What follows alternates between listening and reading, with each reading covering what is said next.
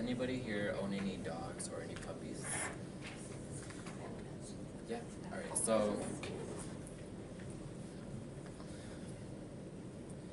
a lot of people know the benefits from owning a dog or a puppy. You know, dogs just, they give you like a lot of happiness, they make you a better person, they relieve stress for you, they give you more exercise because you gotta walk them and stuff, and you become more of a social person because, you know, dogs are like the most like typical pet we have because they're, you know, like people say like a man's best friend or a woman's best friend. So if you guys like, you know, you guys having dogs yourselves, you guys would like care for dogs, so I would assume everyone would care for dogs and you guys want like the best for dogs. So I don't know if you guys know about puppy mills. Does anybody know about where puppy mills come from? Like, do you guys know what it is? Yes. Like, raise your hand if you know what puppy mills are. Okay, for those of you guys who don't know what puppy mills are, they're establishments that breed dogs for a lot of money. They can be very intense, like establishments, because they're very like inhumane and they like treat dogs with bad conditions. They don't like nurture them properly. They don't have any like, you know, the proper, you know, they're living beings. They need to be not caged because that's where they're being kept, because they're very like, they're just, they captivate all the animals. It's mostly like in Virginia. I think that's like the main place that they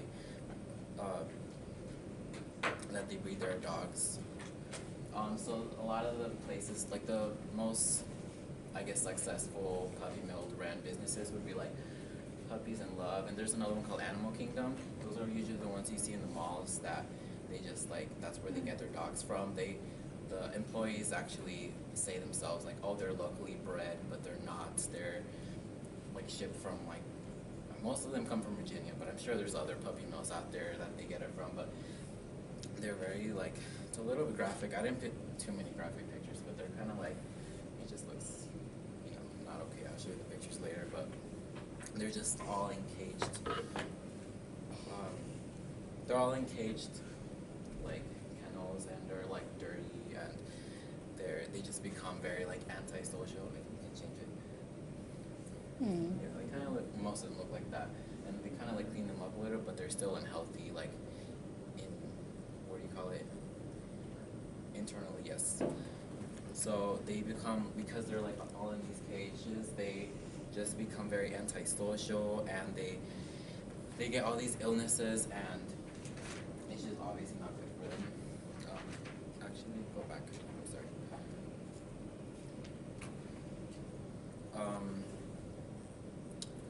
So they usually are caged from like birth to, you know, around a couple of months. So that's when they start taking them down to the Puppies and Love stores and all that. So it's not, you know, obviously it's not healthy for their paws, because it just depends on what type of cages they have. But if they have a lot of like chicken wire on the bottom, or it like affects their paws on the bottom, because like they're obviously not walking either, so their muscles are not stimulating correctly, and they're not healthy. Like there's this documentary about this girl who was trying to get like a beagle, and it was just really like, it just looked depressed. Like you can tell like his eyes were like really red, but like, I know they're red already, but they're like more red than they're supposed to, and you can tell that the dog wasn't healthy. They just kind of like, I guess, bathe them to make them look better. And they also, you know, because they are in cages for so many, you know, weeks to months, that they become very antisocial.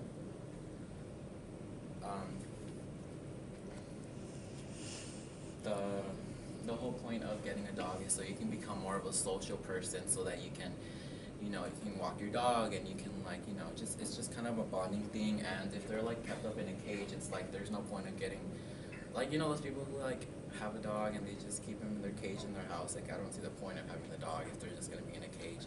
So that's why I mean, like, you shouldn't support those type of businesses, because they're born basically in a cage. So what's the point of, you know, keeping them in a cage? And I know the whole point, like, oh, you can save the dog by, like, you know, buying them so that you can, you know, make them have a better life. But, you know, you're supporting that business, so it's not gonna, like, stop anytime soon. So they're gonna keep breeding dogs that way. And, you know, having the dogs being antisocial can lead to, like, dogs being depressed. They can get, from, you know, not having proper grooming, they have, like, fleas and ticks all the time. They don't get the proper attention, and they're just not healthy because they don't like exercise. Their sicknesses can be as severe as, like, heart disease, kidney disease, deafness, and they can, like, have eye problems, so, like, blindness, or just, like, their vision is just, like, fuzzy. They're just gonna not be cute dogs. And, so yeah, but overall, like, puppy mills, they're just, like, I think they're inhumane captivities. That they're trying to just, like, make all this money for dogs, but, you know, they have feelings. They're like living beings, so I don't see the point of, like, supporting something like that. So I don't know. Hopefully, those of you that didn't know about puppy mills, you guys know where, like, they're coming from, and, you know, think next time before you go to the mall, you're like, oh, look at these cute dogs. You'd be like, no, because they're ran by puppy mills. I'm not going to that store. So yeah, hopefully I change